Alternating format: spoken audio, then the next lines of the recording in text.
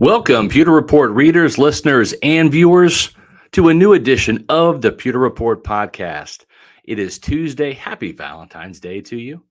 Hopefully, you're feeling the love today. Maybe not from the Tampa Bay Buccaneers, who are frustrating you with their offensive coordinator search, but we'll have the latest on that. Plus, my gift to you, a new Pewter Report Bucs mock draft, version 2.0, and that's coming out literally in just a minute.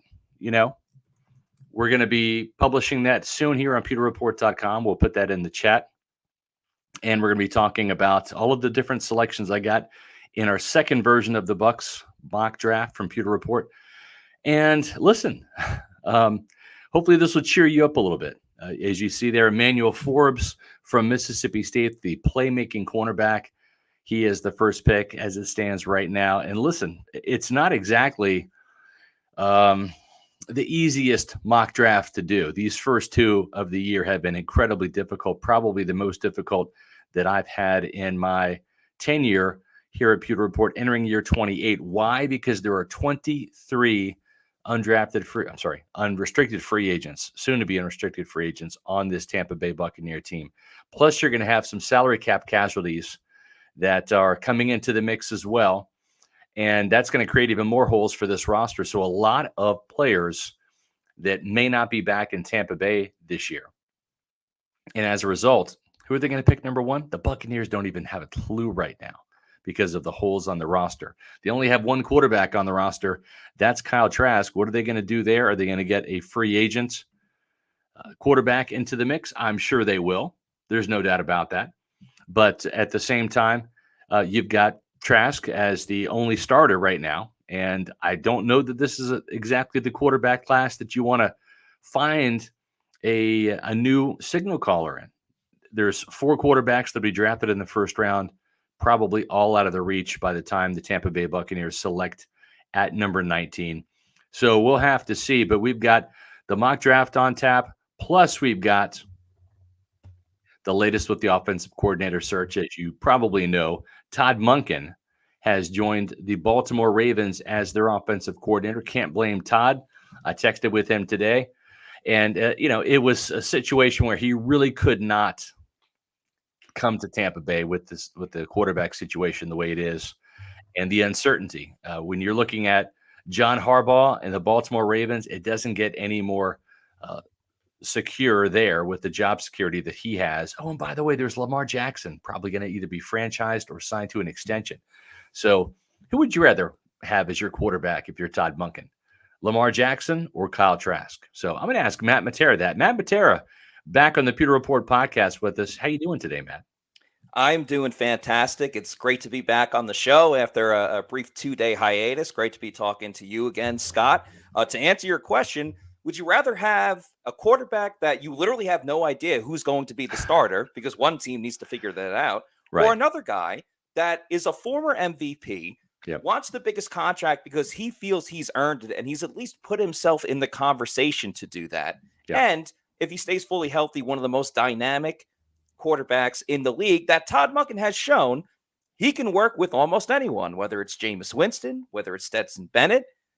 Todd Monken, all he needs is talent around him, and he will make it work. And I think there's no question, understandably so, why he would choose Lamar Jackson over an unproven Kyle Trask or maybe a veteran stopgap quarterback or Right. maybe a rookie quarterback.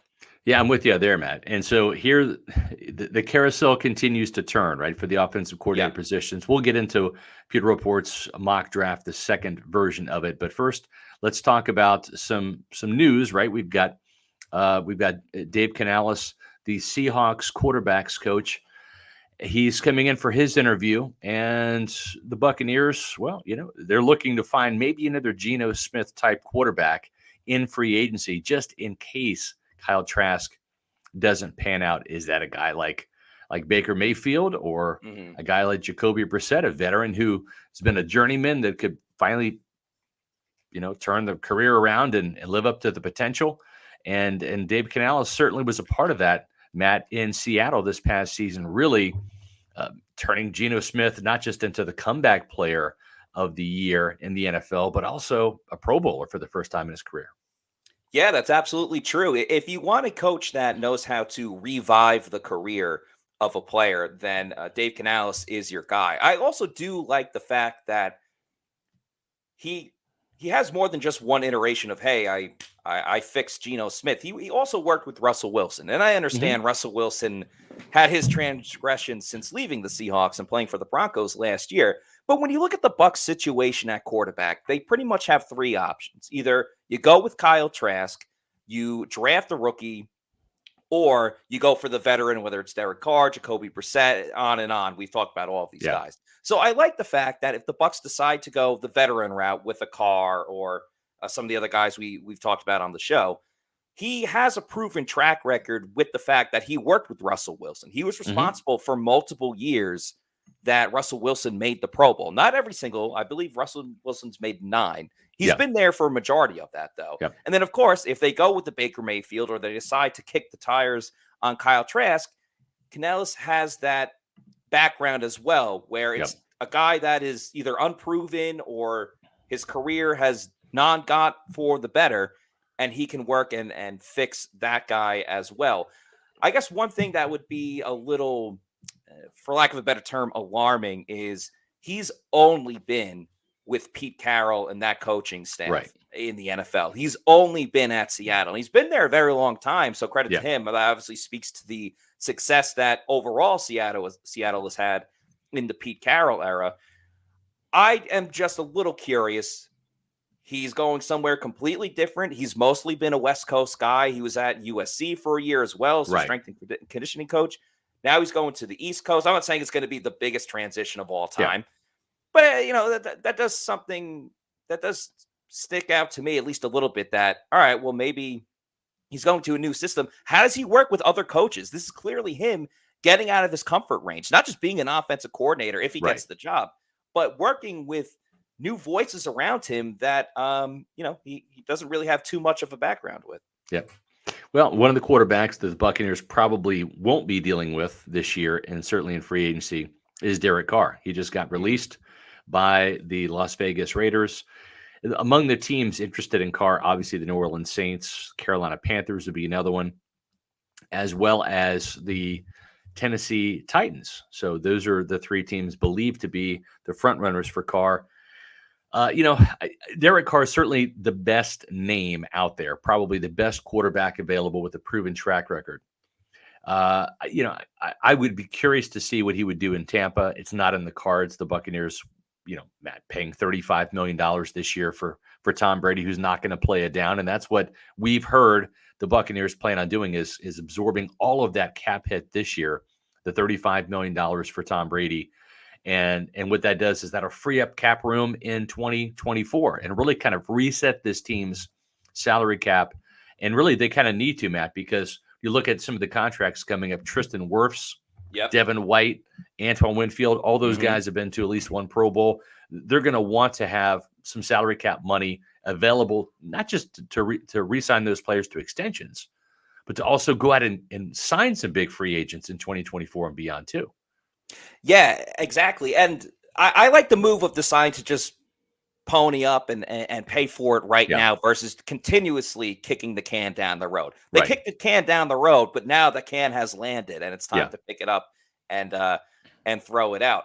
Yeah. I think I want to ask you this, Scott, Yeah. because the issue that I think we're all running into with the team and finding the next quarterback and why offensive coordinators don't want to come to Tampa Right. is the uncertainty of if this team doesn't succeed this year and Todd Bowles is out of a job, well, then you just uprooted your life for one season and then you got to Yeah. find another job right away. But I'm curious as to this. Knowing that the situation that the Bucs are in right now, where Brady left, you're not going to find an exact replacement. It's Tom Yeah. Brady. He's the greatest quarterback of all Right. time. But what if Todd Bowles is able to rally the group together and they have a somewhat similar year to this past season where they Yeah. either go 8-9 or they're contending for the division the whole time? Shout out, Greg. Appreciate you, man. Yep. One team in Matera, but that's okay. If he gets to that 8-9 record, I know that's not what Bucs fans want to hear. They Right. want to see double-digit wins.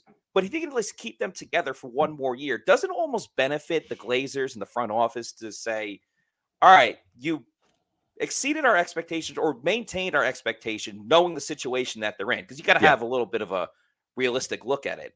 If they were to go 8-9 again, something similar, do you at least give Todd Bowles one more year instead of just breaking it down all over again, bringing in another offensive coordinator, another coach? I'm just curious what you think. Well, I think it really depends on how that looks, right? Do the Buccaneers start off slow with the quarterback situation, then it gets settled, they go on a run at the end of the season, there's some momentum. Just knowing the Glazers, and keep in mind, the Glazers, they have cut Tony Dungy. They fired Tony Dungy after 3 straight playoff appearances in 1999, 2000, and 2001. Now, the Bucs felt like they had developed a Super Bowl winning roster, at least on the defensive side. And Dungy was just kind of stalling out with his offensive coordinator hires because in each one of those years, 99, 2000, 2001, he had 3 different offensive coordinators, Mike Shula, Les Steckel, and Clyde Christensen in 2001. And they just couldn't get past the Eagles in the first round.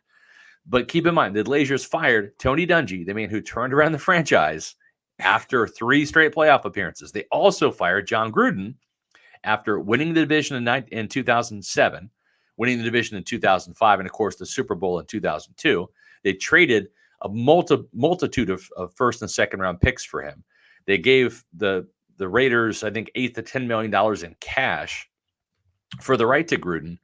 And just after a 2007 NFC South championship team, although it was with a 9-7 record, the Bucs started off the next year in 2008 with a 9-3 record, Matt. They were cruising to another NFC South title. All of a sudden, Monty Kiffin decides to leave and join his son Lane Kiffin at Tennessee at the end of the season. But once word got, the word got out, it derailed the Bucs defense, and they lost 4 straight games. And then they ended up firing not just John Gruden, who they had given a 4-year contract extension to earlier that offseason, but also Bruce Allen, the general manager. So I'm not putting anything past the Glazers. They reserve the right to change their mind. They can tell Todd Bowles and even Jason Licht one thing: hey, we're gonna take our lumps this year with the salary cap, and we're gonna have to kind of stomach the quarterback situation. We'll see about Trask, but in 2024, we'll have a better idea of what's happening. They reserve the right to change their mind. They could tell them that, and then if things go south in 2023, they could just decide to change their mind and go a different direction. But I think that in order for the Glazers to feel good about Todd Bowles, this team has to go 9-8 or better, and has to probably, if not win the NFC South, if they're 10-7, and they finish second in the division but miss the playoffs, I think you could say that there's enough improvement that the arrow's pointing up. If they win 10 games without Tom Brady, Matt, it tells me 2 things. They found a quarterback, whether it's Trask or some Geno Smith type free agent, and they made the right choice at offensive coordinator. But I think that Bowles has to either win the South again or at least go 9-8, show some sort of improvement for him to see 2024 as the Tampa Bay head coach.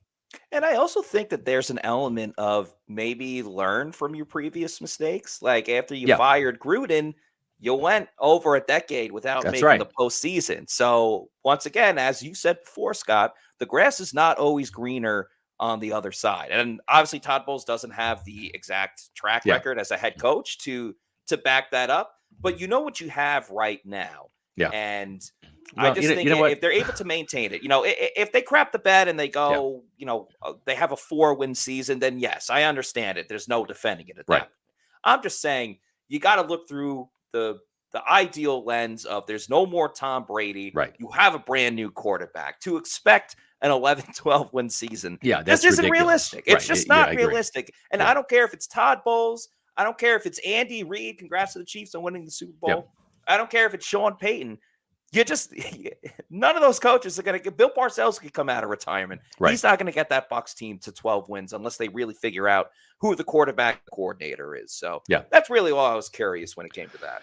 Yeah. Now I'm going to ask you a question here about Derek Carr. Do you think that is Derek Carr a threat to the Buccaneers? Like, are you concerned if you're Tampa Bay, if he picks Carolina or if he picks the Saints and you're facing him in the division. And while you're thinking about that, you should always pick Celsius when it comes to your energy drink of choice. Well, why?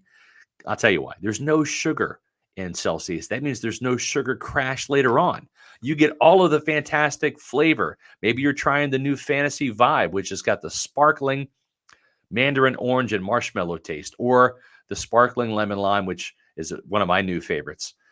Celsius gives you the energy you need without the sugar crash. Where can you find Celsius? Go to Amazon.com. I've got a couple of cases coming my way because I use the subscribe and save option. I save the money and they deliver Celsius right to your door. Celsius, the official energy drink of Pewter Report. All right. Make sure you check it out. Yeah. What are your thoughts? Are you afraid of Derek Carr if he is a New Orleans Saint or a Carolina Panthers and you're facing him if you're the Tampa Bay defense twice a year? To say that I would be afraid of Derek Carr, I would say no. But what I would say is that he has my attention because the odds are, and we've said it before, that for the NFC South right now, as all these teams stand, if you have the best quarterback, you are putting yourself a step or two or even three ahead of all the other teams around there. And if Derek Carr goes to the Saints or the Panthers, they have the best quarterback. So I think that is obviously something that's really important. I still believe that the Saints, obviously the wide receivers aren't too great, but they still have a lot of talent on that defense. They got Alvin Kamara. I still don't think, even though the Bucs beat the Saints twice last year, I don't totally think that they're like absolutely out of the woods just yet, just because they beat the Saints twice last year in a down year. So if they figure out their quarterback situation, New Orleans is a threat again, not a Super Bowl threat, but definitely a threat to win the division. Carolina, I love their defense. I love what they do with that group. They held on to Brian Burns. They got some young players in the secondary. They have no one else on offense, so I don't know exactly who Derek Carr is going to throw to besides DJ Moore. Yeah, but I just wonder if the appeal there is playing for Frank Reich, right? If that's the draw is, hey, I'm going to get you some weapons. You got DJ Moore, right? And a nice 1-2 punch at running back. It's not the greatest running back tandem in the league, but it's serviceable, right? And Dante Foreman and Chuba Hubbard. So I just wonder, like, if that's the appeal there. And then with the Saints, I who knows if Michael Thomas will play again for them. You've got Kamara, who's kind of aging, and I think has lost a little bit of the shine off his star. But Chris Olave is no joke. He's a really good player. But you know what, Matt? I kind of go back to the thing with Derek Carr. Is last year he had Devontae Adams, his college receiver at Fresno State, one of the best receivers in the game, a Pro Bowler. You got a Pro Bowler at tight end in Darren Waller. You've got another good receiver in Hunter Renfrow, who, when you look at the attention that Waller and Devontae Adams are going to get, you've got Hunter Renfrow that can make some catches and move the chains and get the first downs. You got a Pro Bowl running back in Josh Jacobs. You got Kenyon Drake also coming out of the backfield. And if you can only win 6 games with that lineup, I don't know, man. I don't think that the Saints or the Panthers certainly don't have the firepower that the Raiders did.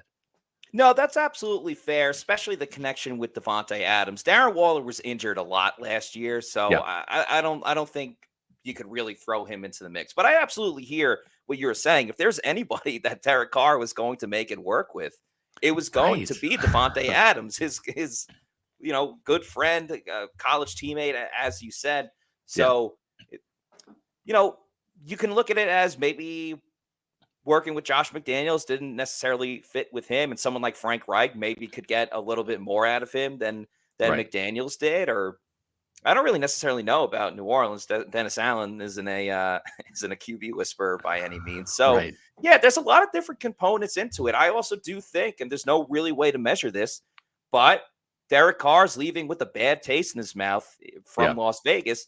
Sometimes a fresh start is really what is all you need for Derek Carr. So maybe he gets that onto his next move, whether it's in the NFC South or somewhere else. It's definitely very exciting because outside of Aaron Rodgers going into his deprivation chamber or the I'm not even sure what he's doing. He's like going on a blackout for 4 days. Outside of that, Derek Carr is the most coveted quarterback, so there will be a lot of headlines about him. Yep, exactly. We have a couple super chats to get to. Let's take a look at some of those, Matt. We appreciate our super chats. We had some great ones yesterday while I was doing the show, and we've got a couple lined up today. So thank you, Pewter people, for your super chats. We love you guys.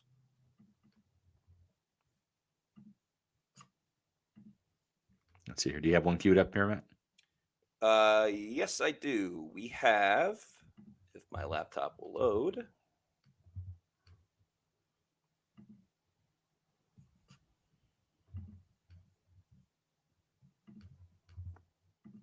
There we go. I got one. All right, let's talk. Let's get one from Brandon here. He's got a $5 super chat.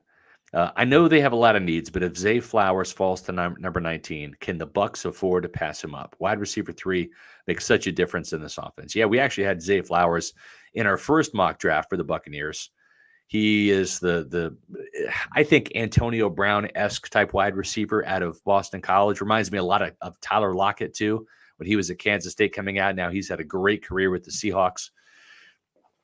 I don't think they're going to keep Russell Gage. I think pretty much all of the guys that we have said are going to be salary cap casualties, Matt. Leonard Fournette, Cam Brate, Russell Gage. I at this point, I think that they're going to cut Donovan Smith. I don't know that to be fact. This is my speculation, but I'm just telling you, he's going to be 30 years old this year. He's coming off of his worst season in the NFL, following his best season in the NFL. And before that, he was up and down, right, as a left tackle for the Buccaneers. So if he hasn't gotten it by now, and I know he went through, a personal, torment last year with a lot of off the field issues, none of which were really involving him, just people around him.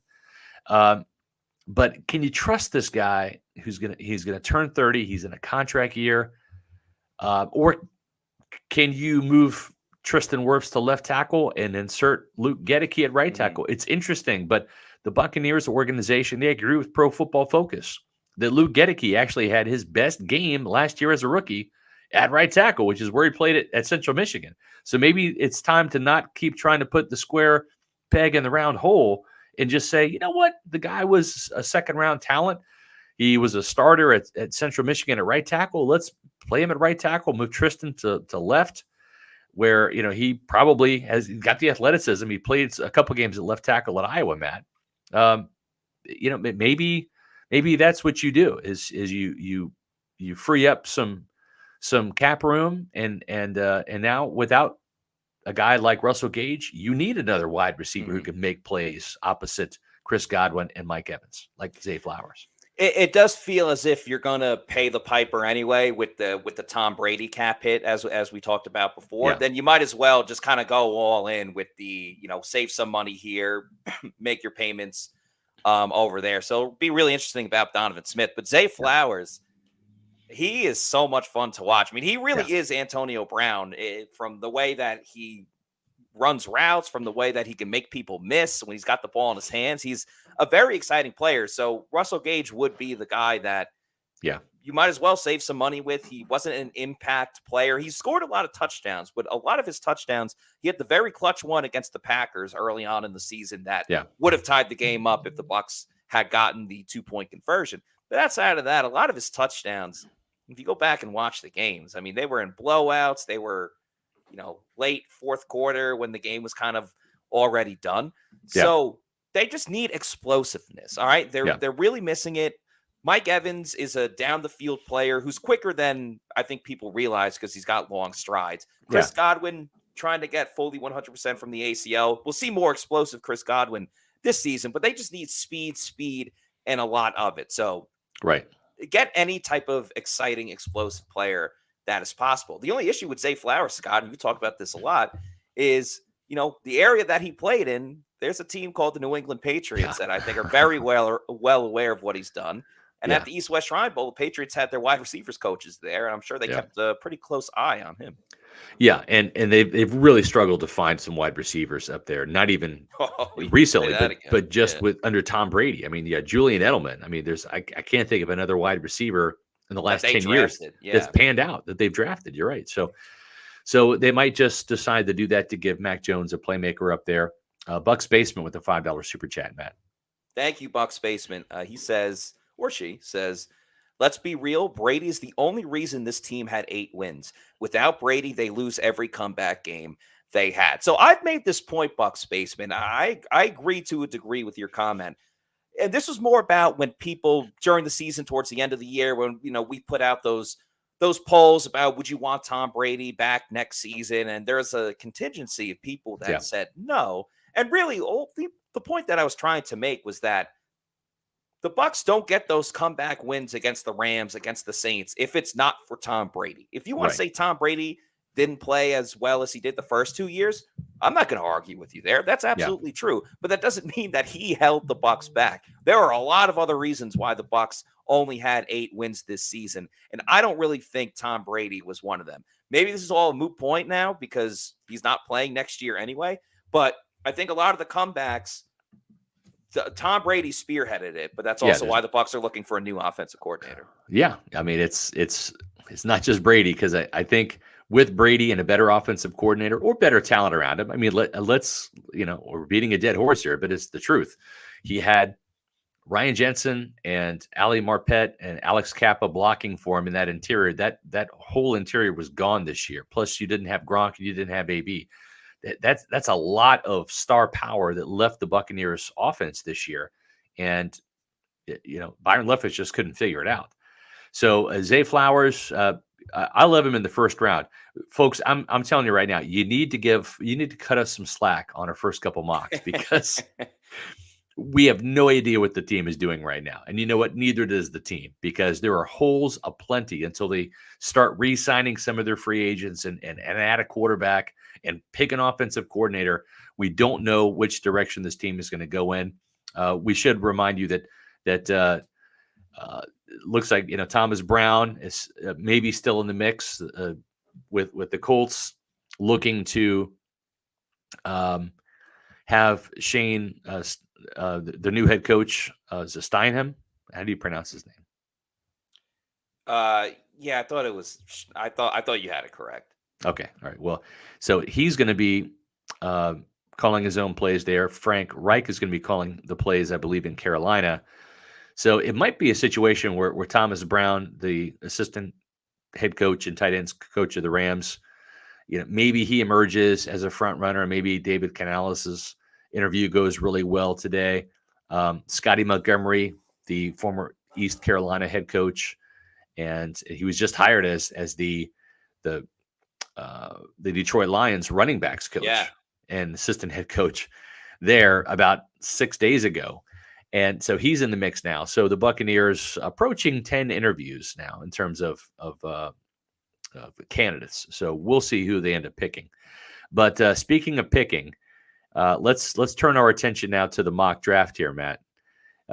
The first player that we've got the Buccaneers picking, and I'm not exactly sold on Emmanuel Forbes, only because I like bigger physical cornerbacks. As do the Bucs.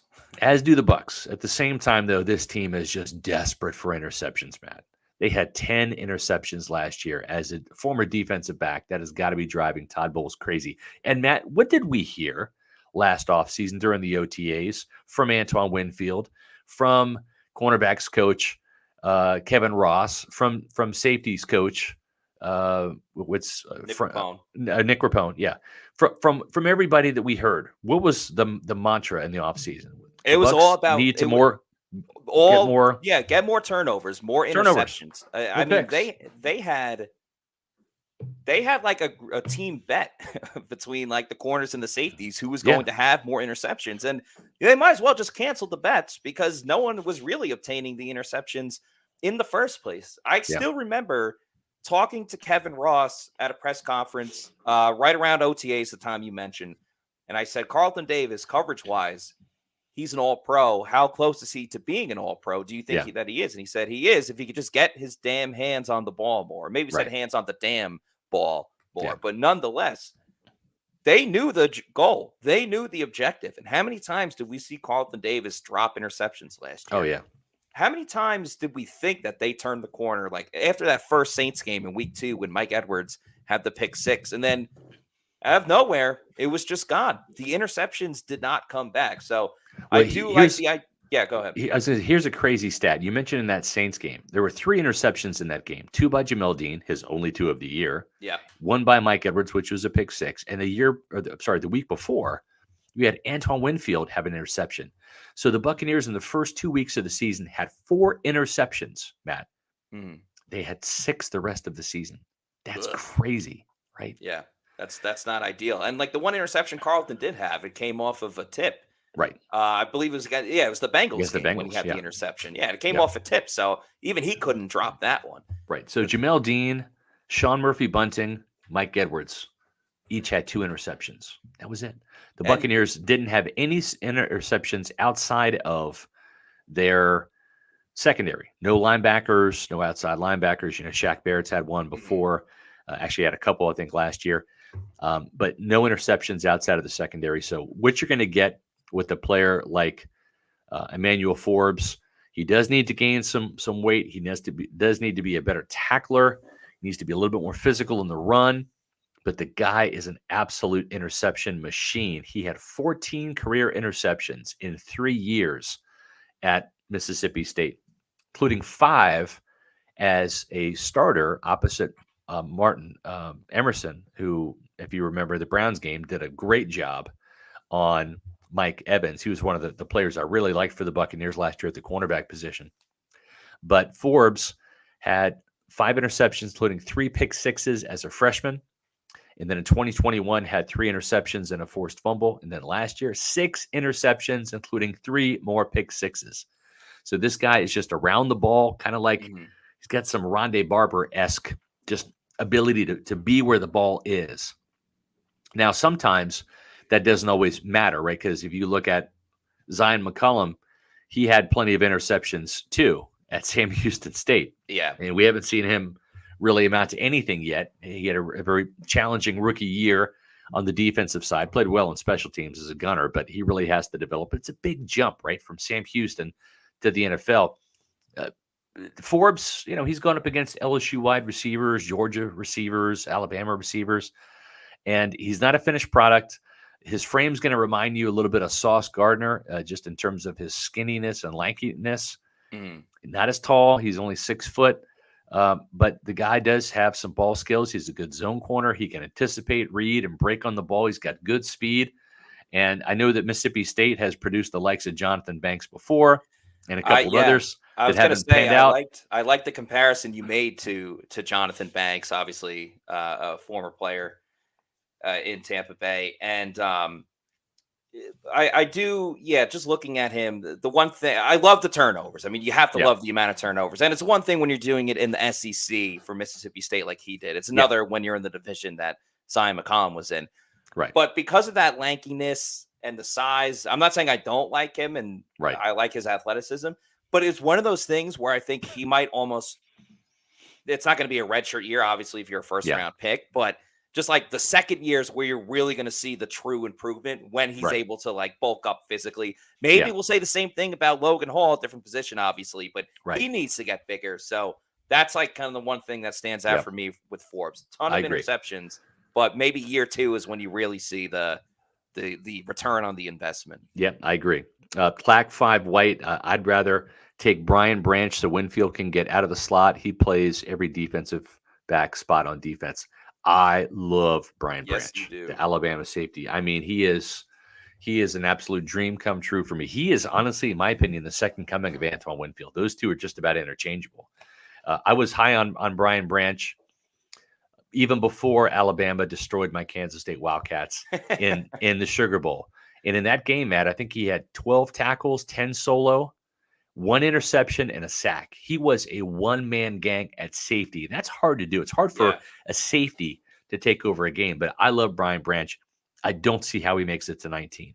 Now, if Jason Licht wants to trade up to get him, to get Todd Bowles another starting caliber safety, I'm all for it. I love Brian Branch, but I want to try to be realistic. I don't think Brian Branch will be there at number 19, so that's the pick. In the second round, Matt, you and I got a chance to see this guy at the Senior Bowl. Steve Avila, the TCU massive guard, 6'4", 330. You would think with that size, he would be a road grader in the run game. It's not quite there yet, but man, this guy is a moving wall as a pass protector.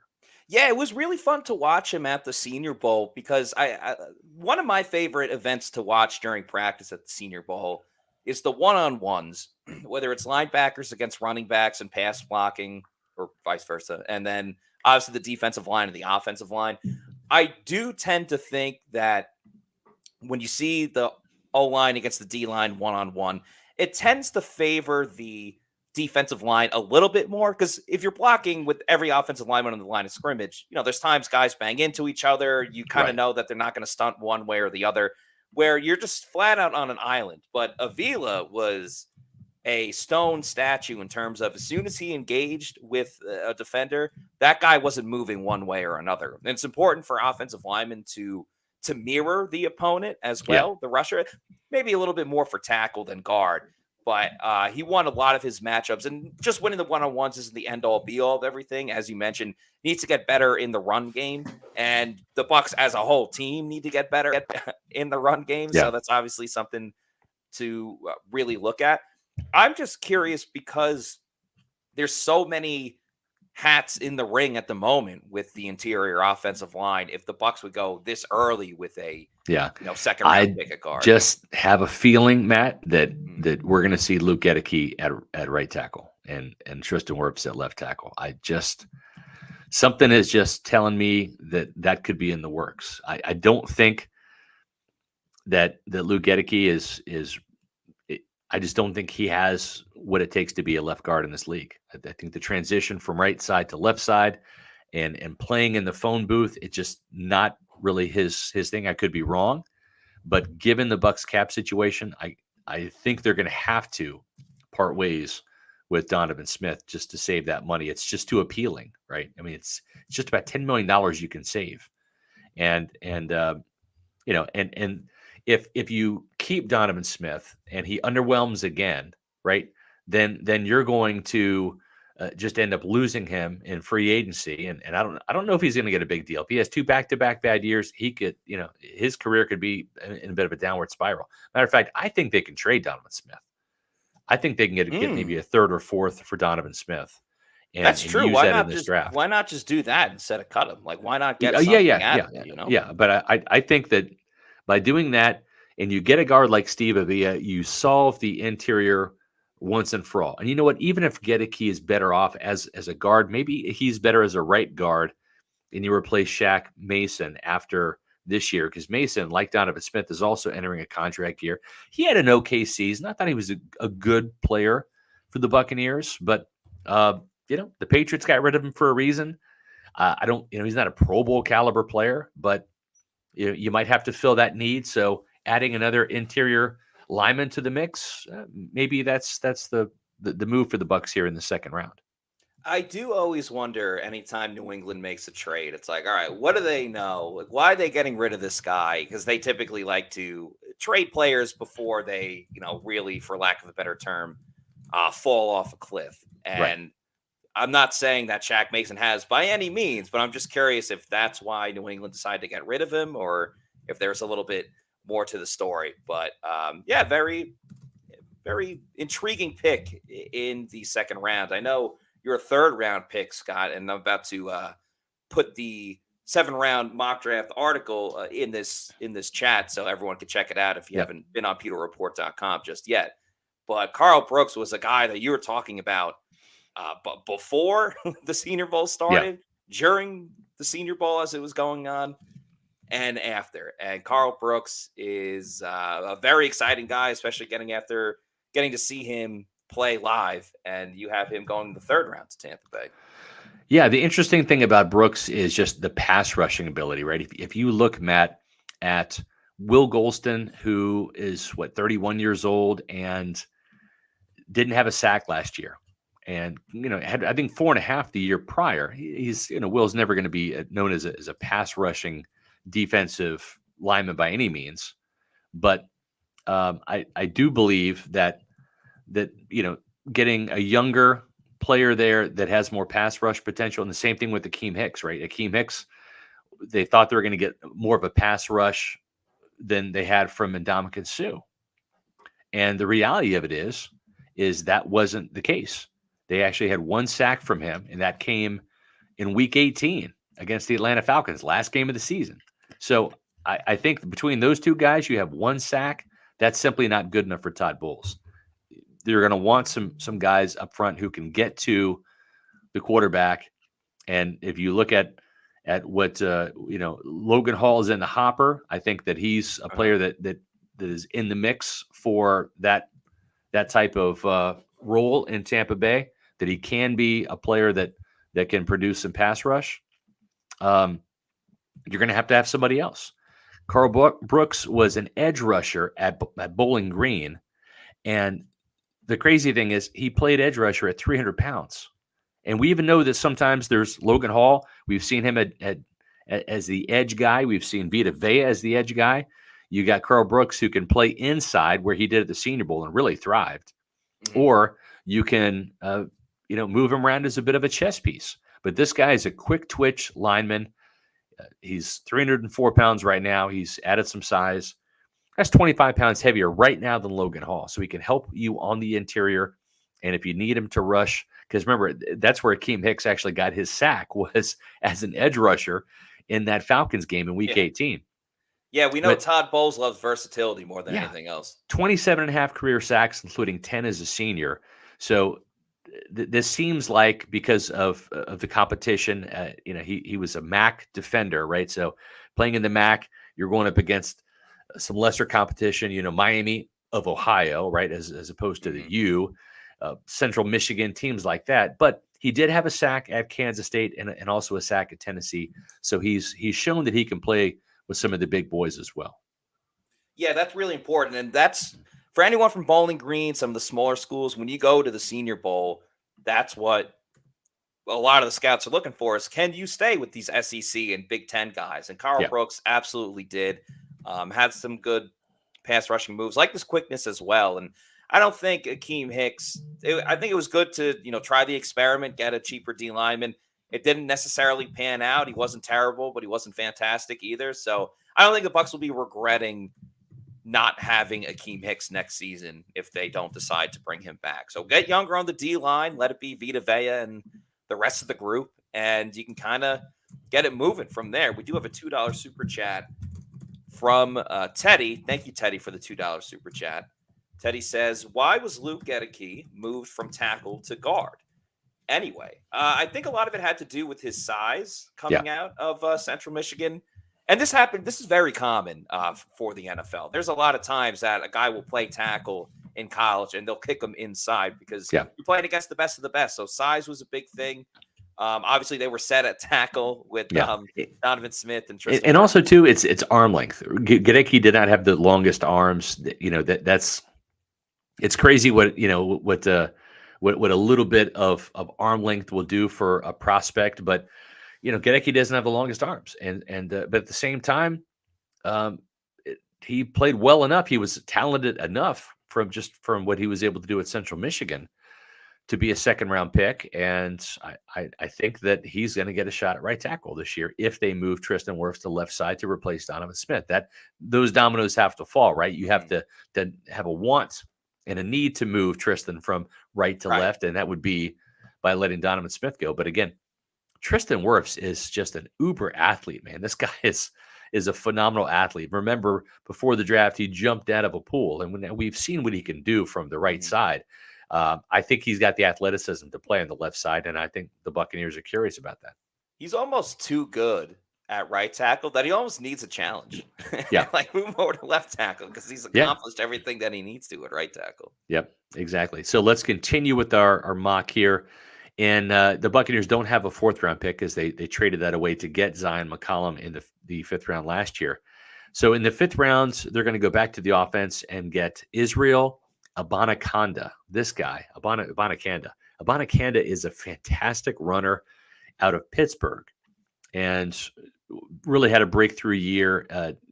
The Panthers really needed him to after Kenny Pickett left for the NFL.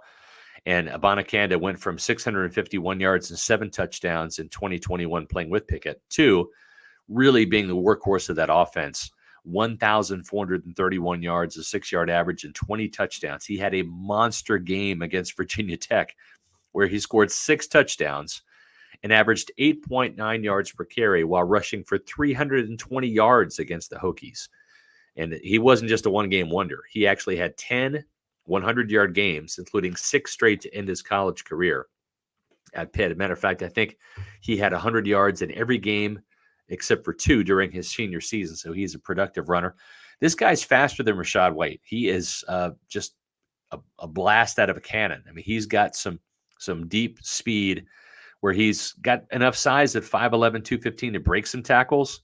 He forced 46 missed tackles last year, according to Pro Football Focus. But Abanikanda, this guy is a player I really slept on. He wasn't even on my radar until after the season ended and the pre-draft period began, in my eyes. Good receiver out of the backfield, 38 career catches, 354 yards, a 9.3-yard average, 3 touchdowns. You can also return some kicks. He had a 98-yard kick return against Virginia.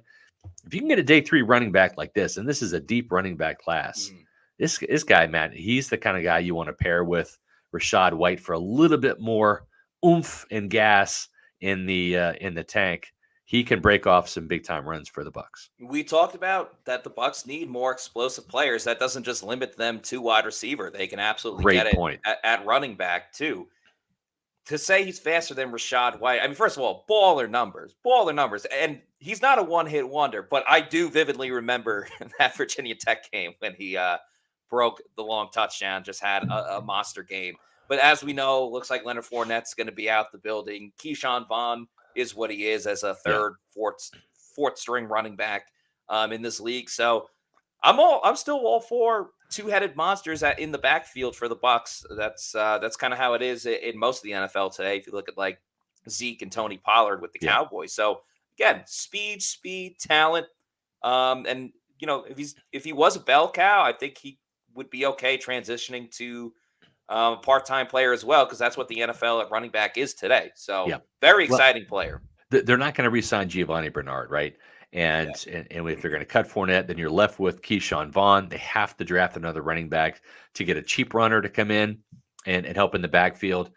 This guy can vibe, man. He can vibe just like Celsius, just like the new fantasy vibe, the Arctic vibe, which is still one of my favorites, the tropical vibe, which I had the other day, and the peach vibe. Matt, you can't go wrong with any of the vibes. They just give you good vibes over at Celsius. They give you plenty of energy too. Great flavors, great taste. Where can you find Celsius near you? Well, make sure you go to Celsius.com, click on the store locator, put in your address, and find the nearest Celsius near you. Grab a couple cans. When you do try the ones you like and you find them, go to Amazon, buy them in bulk, use the subscribe and save option. Celsius, the official energy drink of Pewter Report. Yeah, go to your local bodega and bodega. That's what they're all waiting for, Matt. If you just say bodega. Yeah, thank you. It felt great saying it. Let's get to the next pick in your second mock draft. Another guy we are familiar with from the Senior Bowl, that is Thomas Incoom. And as we've seen from the Bucs, if this pick is to come to fruition, the Bucs love having the pipeline from a couple of schools. Washington comes to mind with Kate Otten, Vita Vea, and Joe Tryon-Shoyinka. Central Michigan is quickly becoming another one as well. You have Sean Murphy-Bunting, Antonio Brown, obviously not drafted. Those fan favorites, right? Sean Murphy-Bunting and Luke Gedeke, right? Yeah. Let's get another Chippewa in the mix, right? That's what they're thinking. But this guy really stood out to you. I think you might have been one of the first ones on him that first day. There he is going up against DeJuan Jones and his 90-inch wingspan. Sorry, only 89 inches. But DeJuan Jones was a monster there. But Thomas Incoom, really kind of productive player, started his career at Valdosta State. 2 years there. He had 9.5 sacks as a freshman with 4 forced fumbles and a fumble recovery. And then the next year, which was a COVID-shortened season, he had 3 sacks in 2 games. And then really kind of came into his own again as a senior at Central Michigan. 11.5 sacks, forced fumble, 2 fumble recoveries, including a scoop and score. But this guy, he wasn't even an edge rusher at the Senior Bowl, was he, Matt? No, he moved on the inside too, and we got to give credit to Bailey Adams. He was one of the first guys that was a big fan of Incoom. Spoke That's to him right. at the Yeah. Senior Bowl as well, and Incoom's like, "Yeah, I'm down to run it back with Luke Gedeke." So I think Incoom. Again, we always talk about versatility, and Yeah. I always go back to different position, obviously, but Robert Hainsey moving all around the offensive line at the Senior Bowl really put him on the Bucs radar. That's right. And then for Incoom to do this as well, as you talked about before, Scott, that they move defensive linemen to the outside, they move outside linebackers to the inside. I just think it's a really, I like the versatility. I like the power. I mean, as we're talking about pushing Jones back there, he was one of the best offensive linemen. So Yeah. if you get a good push on him, that's really saying something. Yeah. And he made plays during the Senior Bowl. He definitely was a standout guy. So Yeah, I think he I'm had all for half a Incoom, sack in the especially game. late. 6'4", 260. You know, he's got a good body type to be an outside guy and hold the point of attack, to set the edge on defense. And then, you know, if you want to kick him inside as a nickel rusher, right? I think that he showed that. I mean, he played essentially defensive tackle, or when they went to a 3-man defensive line, he was, you know, a 4-eye technique and really played over the tackle. So, you know, I was impressed with his physicality, even though technically he was out of position because he really wasn't that outside linebacker, that stand-up guy. All right, so the next guy we're going to talk about here is another 6-rounder, because the Bucs have 2 6-rounders. This guy right here. This is Payne Durham, the tight end from Purdue. The only thing Payne Durham does really, really well is catch touchdowns. He has 21 touchdowns in his 4 years for the Boilermakers, including 14 over the past 2 seasons. He had 8 last year. He is what you would call a steady Eddie at tight end. I think Cade Otton's probably a little bit more dynamic of a playmaker, a guy that can stretch the field. If you look at the average from Payne Durham at Purdue, he averaged 10 yards a catch.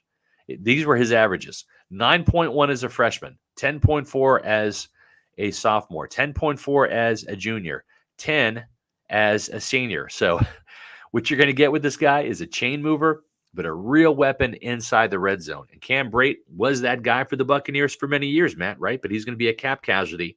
They're going to need another guy that just knows how to get open and can do the little things like box out the DBs or the linebackers, create some space, and go up and get the ball. This guy made some fantastic catches in Mobile. He did. I was going to say, it's so funny because the first 2 days of practice at the Senior Bowl, there were a lot of complaints that the tight ends just were not involved at all. It was a lot of the wide receivers and running backs. But that third day, Thursday, man, wow, it was the Payne Durham show. I remember specifically, he made of course, it was a touchdown catch with 2 defenders on him, and his helmet came off after absorbing the hit. He beat the double team using his size, using some of that athleticism.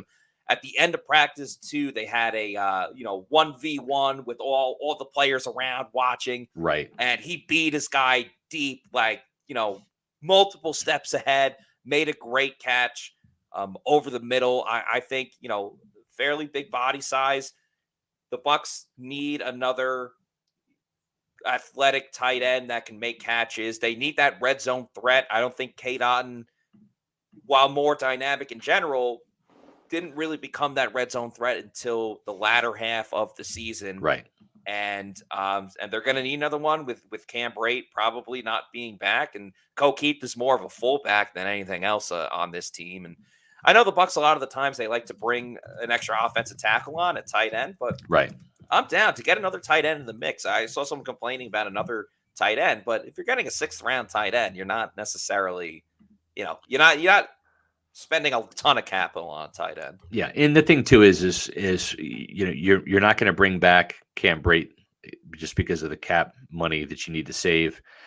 You're not going to bring back Kyle Rudolph. He's done. He's cooked. So are they going to add a veteran tight end? I could see that, but adding another day 3 tight end, you're going to get a cheap guy from a salary cap standpoint and a guy with some upside, right? A guy that can make some plays happen and score some points. Remember, the Buccaneers coming off an 18.2 scoring average per game last year. They got to get in the red zone. They got to get in the end zone. And once they're in the red zone, make something happen.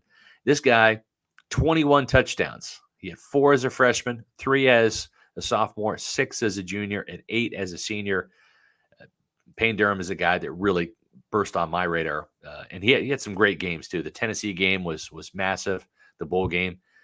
So I think this guy is he's a pretty interesting prospect. To round out the mock, Tell us about him.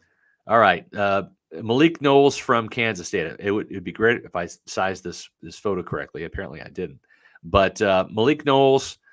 Listen, I wanted to give the Buccaneers a wide receiver. In the first mock draft we did with Zay Flowers, he was in the first round. The Buccaneers, they're going to have some compensatory picks, Matt. They're going to have a 5th round compensatory pick. They're going to have a 7th. So they're going to get a couple more picks. If they trade Donovan Smith for a 3rd or 4th round pick, they'll have another pick, right? So the next mock draft probably comes out after the combine, and we'll probably wait until the compensatory picks are announced. That makes the mock more realistic. And if Tampa Bay has 2 more picks, they'll probably get a receiver prior to the 7th round. But here it is, the 7th round. Needed to give the Buccaneers a receiver. I went with somebody I know. And I'll tell you what, if they do draft Malik Knowles from Kansas State in the 7th round with their last pick, this would be well worth it because this guy can flat out play. He was held back because Skylar Thompson was oft injured at Kansas State. And let's face it, with Deuce Vaughn, that's number 22, the little guy you see there in the picture.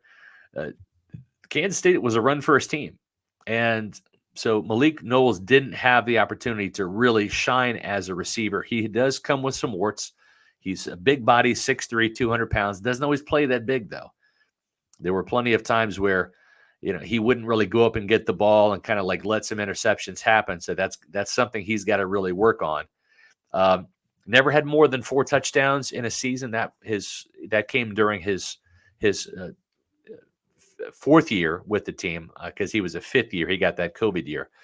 29 catches, 441 yards, and 4 touchdowns as a senior. Then during his super senior season, Kansas State passed the ball more with Will Howard and Adrian Martinez. He had a career high 48 catches, 725 yards, and 2 touchdowns. But he averaged about 15 yards per catch. So he does have the ability to stretch the field. He's very fast. He had 3 kickoff returns for touchdowns. So in the 7th round, Matt, you're looking for guys that can help you on special teams. He averaged 27.7 yards per kickoff return on 61 kickoff returns in his career. He was an all Big 12 kickoff return guy. So that's where he can help you. Oh, and by the way, you like end arounds. If you like the Scotty Miller end arounds that were kind of in vogue for a little bit, Malik Knowles, he had 8 carries for 164 yards last year and 3 touchdowns on end arounds. That's a 20.5 yard average. He ended up averaging 12.2 yards per carry on over 30 end arounds, and he scored 4 touchdowns. So this guy is a playmaker. Get the ball in his hands. He can get something done. He was probably the best of the bunch in the 7th round. That's why I went with him, Matt. But helps out in special teams. He can help you out in the. I hear you. As a developmental receiver. Speed, explosiveness. Let's remember, Bucs got Grant Stewart, Mr. Irrelevant, 2 years ago. He was a great special teams player. They ended up trading him to the Colts. But I mean, if anyone hits in the 7th round, even if it's on special teams, that's a win for your front office. So, well, G Vegas here always got to grab somebody from Kansas State, Scott. Well, listen, there was 2 guys back-to-back mocks. We had Felix Ananduke Ozama, who was a fantastic edge rusher in the first one. And there have been plenty of years in my 28 years, I did not put any Kansas State Wildcats in the mock drafts. So I think we had Tyler Lockett back in 2015 in like the 2nd round. And guess what? It was down to Tyler Lockett and Ali Marpet for that 2nd round pick. So I'm only going to stand on the table for K-State guys when they're good. All right. Josh Freeman, not good. I knew he was going to be the pick because of Raheem Morris and Mark Dominic, but I really didn't stand on the table for Josh Freeman. I wasn't really excited about that selection per se. So we'll see. The only other guy that I would put in there was Julius Brents from Kansas State, the cornerback, who had a pretty good Senior Bowl, Matt. Good career, Kansas State, 4 picks last year. He is a Todd Bowles type corner. I'm not going to put Deuce Vaughn in any of the mocks. I like Deuce as a player. He's a Barry Sanders-esque type running back, feast or famine type guy, but He's 5'5", man. I hope he has like a Darren Sproles career to continue it with He Kansas probably State. would have to be a return specialist. And the funny thing is, he didn't really do any returns at K-State. Yeah, that's Malik right. Knowles was the guy doing the returns. So it wasn't even like Deuce has the special teams ability that Sproles had. So, we'll see. So there's the mock draft, Matt. Hopefully Buccaneer fans aren't aging prematurely from all of the angst and worry over the offensive coordinator position that has yet to be filled, right? A lot of drama there. But if you feel like you are aging prematurely, there's one place to go to. As we age, our hormones decrease, both for men and women. I was tired all the time, had no sex drive. I was groggy. I felt like I was 80 years old because everything hurt. I came to age rejuvenation because I was tired all the time. Bioidentical hormones has really made such an impact in people's lives. I actually enjoy shopping now. Got all my energy back. Mind is sharp. I feel like I'm 18 again. It was perfect for me. Get with age rejuvenation. Do it now. Don't wait. Call Age Rejuvenation today. Do it now. Don't wait. That's the best advice in that whole commercial. That's not about shopping, folks. It's about feeling better. And if that lady feels like she can shop all day, then God bless her. That's great. But for me, I don't like to shop that much, but I do like to feel better. And I'm going to be 51 in about 2 months. And I don't feel like I'm 51. I feel like I'm 41. I feel like I'm about 10 years younger. John Gilmore feels like he could play another 10 years in the league. It's a current picture too, by the way, of a good friend of mine and former Bucs tight end, John Gilmore, who's a spokesperson for Age Rejuvenation. Go to agerejuvenation.com. Get your testosterone checked. You can sign up for a free complimentary, no obligation, no risk consultation, and they'll check your testosterone levels. If you feel like you need a boost and you want to get the testosterone therapy, it's a great place to have it done. I've had it done myself there. And you can save $500 right now by mentioning Pewter Report. So it's a fantastic opportunity. If you want some weight loss to kick off the new year, they also have weight loss options for men there that don't involve testosterone therapy, but 5 Tampa Bay area locations, agerejuvenation.com. All right. That's about going to do it for us. Just want to remind everybody, because we love the Pewter people and we thank you guys so much. If you're not already doing so, make sure you follow us on our social media at Pewter Report on Twitter, Instagram, and Facebook. And if you like the podcast and various clips that we have on our YouTube channel, subscribe to Pewter Report TV. We got over 10K a little while ago. Really appreciate that. And now we're onwards and upwards to $11,000.